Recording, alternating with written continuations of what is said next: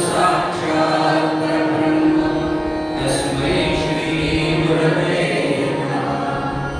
अलंकापुरी पुण्यभूमि पवित्र चिदेनानतो ज्ञानराजा सुपात्र तया कविता महापुण्यराशि नमस्कार माझा सद्गुरु ज्ञानेश्वरा जया साजनी जन्मनामात झाला जया मे सदा दासनामात केला जया जांबी सर्वदा नावती नमस्कार द्या ब्रह्मचैतन्यमूर्ती योऽन्तः प्रविश्य मम वाचमिमां सुप्तां सञ्जीवयत्य किल शक्तिधरस्वधाम्ना अन्यांशुहस्तचरणश्रवणत्वदा प्राणान्नमो भगवते पुरुषाय नमो नमः।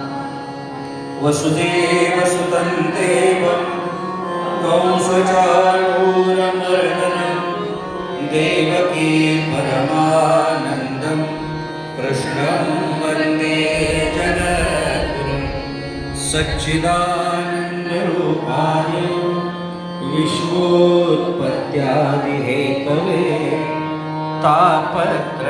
तापत्रयविनाशाय श्रीकृष्णाय वयं नमः। आपदापहर्तारं दातारं सर्वसम्पदां लोकाभिरामं श्रीराम भूयो भूयो नमामि। या देवी सर्वभूतेषु मातृरूपेण संस्थिता नमस्तस्यै नमस्तस्यै नमस्तस्यै नमो नमः। सर्वे सुखिनः सन्तु सर्वे सन्तु निरामयाः सर्वे भद्राणि पश्यन्तु मा कश्चित् दुःखमाप्नुयात्। श्रीमातृदेवते नमः। सर्वेभ्यो देवेभ्यो ब्राह्मणेभ्यो नमो नमः।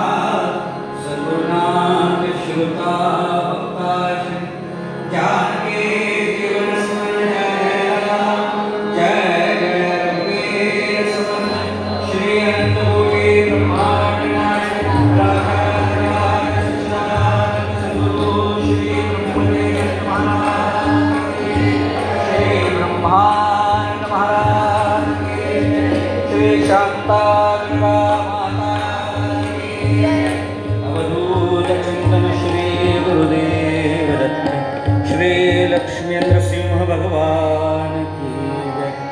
मंगलमूर्ती मोरया। रोज आपल्या कथेची सुरुवात आपण काही 2 मिनिटं सर्वांनी डोळे मिटायचे।